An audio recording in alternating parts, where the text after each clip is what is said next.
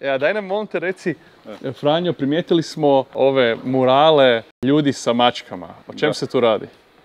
Dakle, radi se o tome da je Sutivan poznat kao jedino mjesto na svijetu koje ima mačku u kampanelu, u zvoniku crkvenom. I ta ljubav, dakle, ta povijesna mržnja prema mački u zvoniku koja se kroz godine pretvorila u ljubav, možemo malo ispričati o tome kasnije, je dovela do toga da sad Stivanjani obožavaju mačke. I sad koristimo to kao nekakav imidž mjesta, tako da smo nacrtali nekoliko povijesnih ličnosti Sutivana, Antonija Rendića. Ajmo do ovoga pa da. Da, ovo je Antonio Rendić Ivanović. On je čileanski liječnik, humanist i pjesnik. To je prva generacija naših iseljenika u Čile. On je sad 2 godine otišao sa mamom i tatom u Čile i tamo izgradio liječničku karijeru, ali i pjesničku. Ima preko 42 zbirke poezije objavljene u Čileu. Umro je 1994. i nakon njegove smrti, koliko je bio omiljen u tom području Antofagaste gdje je djelovao, su pokrenuli zahtjev za njegovom beatifikacijom. Tako da on moguće jedan od sljedećih hrvatskih blaženika, ali bez obzira na to značajan je za Sutivan, knjižnica je dobila njegovo ime i on je između još nekoliko povijesnih ličnosti sada portretiran sa mačkom. Znači, da dokažemo da su kroz povijest Stivanjani ipak voljeli mačku, da nije to bilo uvijek problem.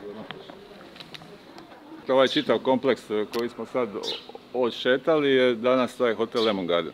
Ranije su znači to bili sklop kuća obitelji Ilić i sklop kuća obitelji De Finis.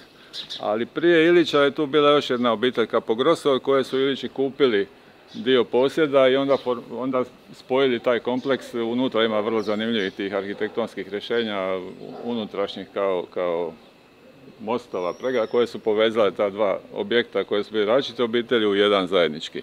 I ta obitelj Ilić se kasnije seli u Split, nakon što postaje uspješna kao trgovačka obitelj, otkupljuju vino, prodaju ga širom Europe. Kad im Sutivan postaje premali, sele se u Split i u Splitu ti grade dakle, zapadni dio rive do Prokurativa. Dakle, Marmontova je bila, gdje su one toplice, gdje je bila ona bolnica kao za liječenje s ovim sumpornim vodama. Dakle, čitav taj blok rive su izgradili Ilići.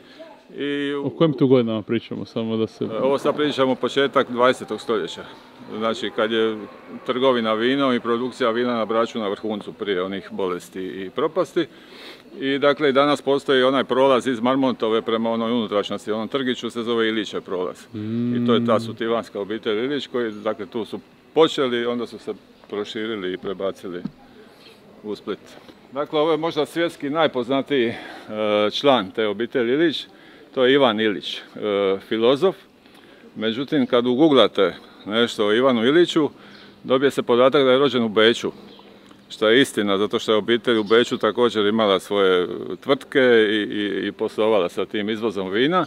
Ali u Beču je, dakle, doslovno rođen i onda je u Sutivanu svoje rano djetinjstvo do 9. godine je u Sutivanu sa djedom. Do 9. godine već govori 3 svjetska jezika, talijanski, njemački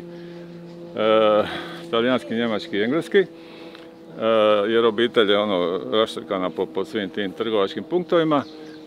Kasnije se zaređuje, nakon što završava visoke škole, odlazi kao svećenik u Južnu Ameriku, u jednu misionarsku ispostavu i onda dolazi do sukoba ideološkog između njega i crkve oko uloge misionarstva u trećem svijetu.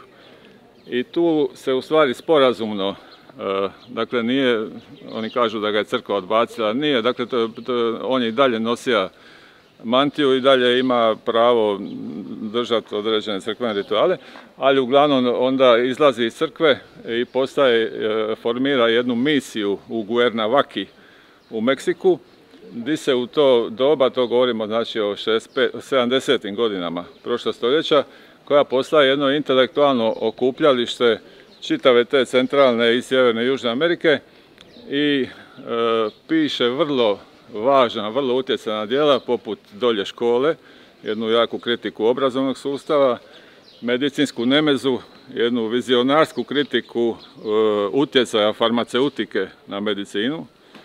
I upravo zbog tih nekih djela koja su doslovno proročanska, oko ove situacije sa koronom, sa covidom, se pokazalo da je vrlo jasno predvidio nekakve stvari koje će se događati u tim svjetovima i ovu edukaciju od kuće, izvan školskog sustava i ovu situaciju sa farmaceutikom koja upravlja sa medicinom.